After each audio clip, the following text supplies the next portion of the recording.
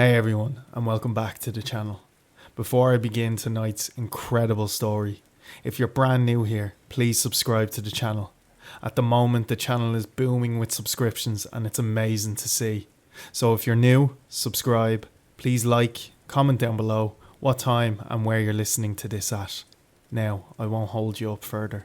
Let's get into tonight's story. I do not know who to tell this story to. Nobody will believe me. I would not believe it myself if it had not happened to me and my family. But I do think I should tell it anyway, as a warning, in case I can prevent the tragedy from striking others. Forgive me if I am overly formal. I am an old man and not used to the way people communicate these days, especially online. I don't do much social media. It was my friend who recommended to me to share my story here on this YouTube channel, where people will believe tales like yours. I do not know if he means you are especially gullible or that you are open-minded, but let us assume the latter. So, to you, the good open-minded people on this YouTube channel, let me tell you what happened to my great-granddaughter. It began 3 weeks ago. We have a habit. Little Celia and I had a habit. During the summer, she stays with her grandparents, who live right up the lane, and so, in the afternoons, she always comes over for milk and cookies, while I have tea, and she tells me stories about her day. Most of these stories involve her stuffed animals. She is, or was, a very imaginative child. Of course, a lot of her stories involve the characters on her iPad too. She plays a game with animal people, all living in a little town, and they do things like go shopping and plant gardens. She is very attentive to her video game garden and refuses to come out with me to tend the real garden with the strawberries I grow for her. A shame how addicted the children are these days. She tried to teach me to play, but I just can't get the appeal. In any case, one day she was telling me a story about some characters, either from the game or her imagination, when she suddenly asked me if I'd ever met the Faceless Man. I assumed he was a character from her game. "He sounds rather scary," I said. "He is scary," she told me. "I wish he would go away."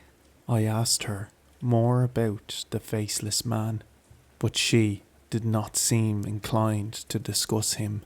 The next time he came up was when we were out for ice cream. As we stood in line, she suddenly peered quite hard at a tall man in a suit standing outside a nearby store. I asked her what was wrong, and then the man turned and pulled sunglasses over his eyes, and her posture relaxed. She said, "I thought he might be the Faceless Man." Well, I asked her about this Faceless Man, who he is, when she sees him. She said that she mostly sees him near the park, or sometimes outside the window. I asked her what his face looked like, and she gave me a most irritable look, like I had asked the stupidest question imaginable, and said, "He doesn't have one. That's why he's the Faceless Man." "Well then, what does he have instead of a face?" I asked. "Is his head a pumpkin, like in Sleepy Hollow?" "In what?" she asked, making me feel quite old and out of touch. I started explaining, but then she got impatient and looked it up on her little device and said, "Oh, the pumpkin has a face. The faceless man doesn't have any face. Not a pumpkin or anything else." "Well, he must have something," I said, trying to imagine. "Is it just skin with no features?" "No." She was becoming quite cross. "That would be almost like a doll with a face rubbed off or something. He's the faceless man because he has no face." "So what's where his face should be then?" She made a frustrated sound in her throat. "Maybe you should ask him yourself. Why don't you talk to him?" "Well, where do I find him?" "He's standing behind you." This sent chills down my spine.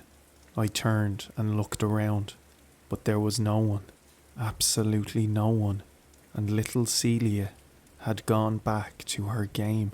She told me not to bother her. Well, I decided this faceless man was imaginary, like so many of her made-up animal friends, or her video game friends who became her make-believe companions during the 4 weeks of summer that she was stuck with us old people.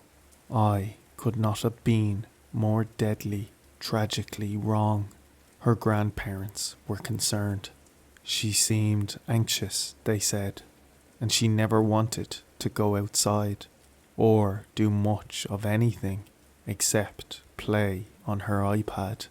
They took it away, and she threw a terrible tantrum. When they sent her over to me for the afternoon, she came storming in, slammed the door, and sat down without a word, and began stuffing her face with cookies I had ready for her. "What is wrong?" I asked. "Grammy and Grandpa took my iPad, and now he won't leave me alone," she said. "Who?" "The faceless man." I sat down opposite her, and it suddenly occurred to me this faceless man might be a concoction of hers used to get her way, sort of like the dog ate my homework. She was blaming him for things in order to convince her grandparents to give her more screen time. I asked, "Why won't he leave you alone without the iPad?" She sighed in frustration. "When I'm on the iPad, he doesn't bother talking to me because I am busy. He doesn't like to be rude and interrupt. But if I'm not on my iPad, if I'm by myself walking around outside, or reading, or doing almost anything else, he comes over and tries to get me to talk to him." "And what does he say?" "He asks if I want to see his face." "I thought you said he doesn't have a face." "He doesn't. So how—" I bit off the question, seeing as she was getting flustered. Then I said, "Can I meet this faceless man? He doesn't like strangers." "But aren't you a stranger?" She shook her head vehemently, sat there, breaking her cookie into crumbs, and then finally said, "He says he picks people when they're born. So I can't see him." This seemed a convenient boogeyman for her to blame for all of her ills, but she said, "You can see him. He's in my photos. Not the close-up ones, but the crowd ones.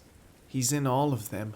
And even though this was surely a tall tale, her statement sent a peculiar chill up my spine. I was beginning to feel quite alarmed, so I asked her to show me the photographs. She told me to open Facebook. That is an app I actually have, and I pulled up my account on my phone, pleased to be included in her little corner of social media, until she shot me down by telling me that she doesn't even have Facebook, that I would have to look at her mother's account because I don't have Snapchat or Insta, or TikTok. Also, I couldn't see the details on the little phone screen, so she had to help me find my password and log into my computer. She showed me some photos from various albums taken by her parents and grandparents.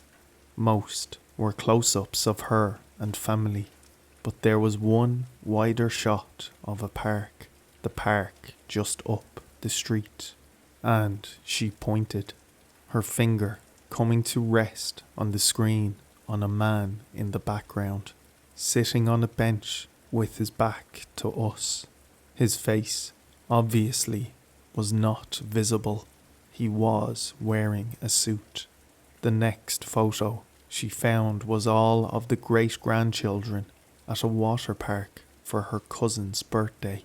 She was on a slide, and in the background, at the concession stand, his back to the camera, was a man in a suit. Same height, same hair colour and style, same suit. An old-fashioned suit with pinstripes. How odd no one had ever noticed him before. She showed me another from Six Flags.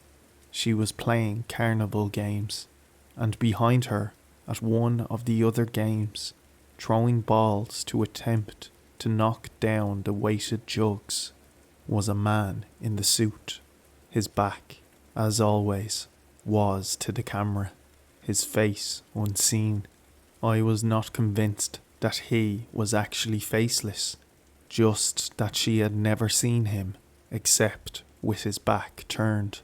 But the fact it appeared to be the same man in all these photos of her was very disconcerting. Who was he? "Have you told Mum and Dad?" I asked. She shook her head quickly. "They say I'm making him up. They don't think it's the same man." "It looks a lot like the same man to me." I frowned. "How often do you see him?" She went quiet for a long time, then finally whispered, "Every day." "Every day?" I exclaimed. Where do you see him?" "He's looking in the window." I spun to look over my shoulder. There was no one at the window, but I swear, for just an instant, I thought I glimpsed motion, the flash of a figure, there and then, gone. I had a word with my children, of course, and my grandchildren, but none of them took much of what I was saying very seriously. They seemed to think I am going senile. Celia told me that it is her opinion the faceless man can only be seen by the very young and very old, and that when he is getting ready to take you, he becomes quite persistent, trying to talk to you all the time.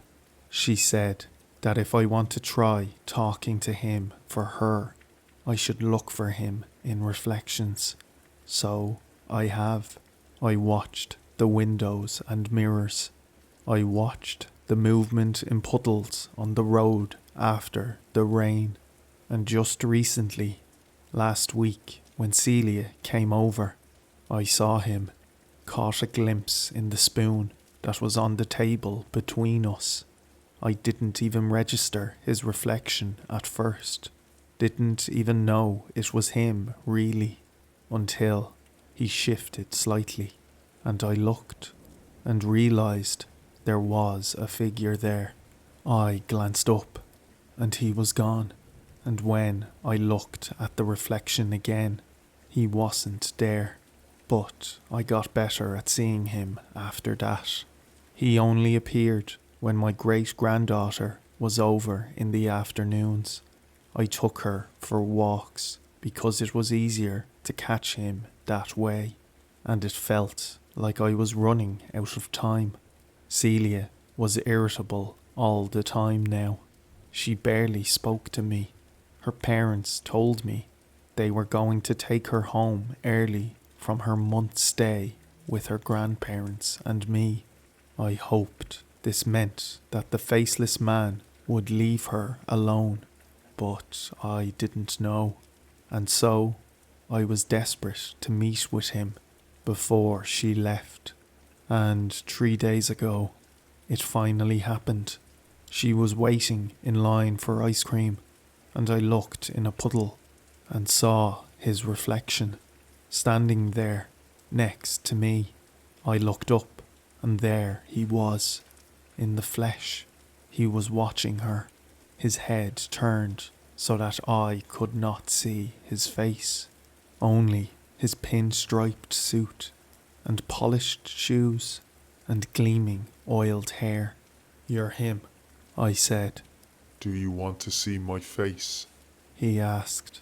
His voice was strong, surprisingly clear, and even pleasant. Nothing ghostly or unusual about him at all. He must have been a perfectly ordinary man, an ordinary man who was stalking my great-granddaughter. I snorted at him and stepped closer, because while I may be a very old man, I was at one time in the Navy, and I still remember how to throw a punch or take one if need be. And anyway, I was not worried about what happened to me, so I grabbed his shoulder. "Now, see here," I began, but when I turned him to face me, there was no face, only the back of his head. No matter which way I looked at him, I was looking at the back of his head. I felt dizzy, suddenly, as now I was facing the front of him, lapels, white shirt and necktie, and above the tie, his neck, and the oil gloss of his hair. He was like an owl that had turned his head all the way around. Only his head did not move. I gasped, stepping all the way around him. No matter where I stepped, it was the back of his head. He chuckled. He asked again, Do you want to see my face? "No," I said. "No." He began to laugh. My legs buckled. I think I fainted. When I came to, Celia was beside me. So were the staff from the ice cream shop. An ambulance, my children, her grandparents arrived soon after. Everyone very concerned for me, but my biggest worry, as the paramedics looked over me, was that in the crowd, among the shoppers, I could now see him, just standing there, right outside a shop door, his head turned, as always, away from me, even though his torso was now slightly facing toward me, as if he were watching me. Celia's gaze followed mine, and she gripped my hand and squeezed. "What did you tell him?" she asked. "I told him no," I said to her. Celia's grandparents put her on a plane back to Vermont the very next day. Her parents picked her up. She was very glad to be reunited with them and told me over messenger that she was happy to be home and felt much better. Her messages were very positive for a while, but then, just this morning, she sent me a message that was very frantic. It was not a very coherent message. She kept saying she made a mistake. I asked her what she meant, and she told me that the first time the faceless man spoke to her, he asked if she wanted to see his face. She said, "Sure, I guess." He giggled and told her, Soon. It was always the same question, and she'd learned the quickest and easiest way to send him away was to say, "Sure, I guess." And he would always giggle and say, Soon. and would leave. But yesterday, apparently, he told her, Tomorrow. and now he was coming, she said. He was coming and her father was at work, and her mother had run a quick errand grocery shopping, and she thought she would be safe with her iPad, but it wasn't enough. She was playing games, but it wasn't enough to keep him away. He was there. "Video call me," I said, and she did, but I barely caught a glimpse of her panicked, teary-eyed face. Before the call cut out, I rushed to call my granddaughter-in-law, to call my grandson. I told them it was an emergency, and they had to get home quickly, because Celia said there was an intruder. I did not say the faceless man, as they would have assumed me delusional. Then I waited with bated breath. How helpless I felt. All these thousands of miles away. What could I do? While I was waiting for a response, Celia messaged me, and my heart sank. I knew then my great-granddaughter was gone, that they would find no trace of her at all in the house or anywhere. I later asked my grandchildren if they checked the reflections, but they thought I was speaking nonsense. Why would they believe anything from a foolish, delusional old man who fainted the other day while getting ice cream? But I know where she is, and who has taken her. And while I do not know if I can ever save her, I will go and do my best. I am old, and it doesn't matter if I die. Shortly after the video call cut out, this is what she sent me. Grandpa, would you like to see my face?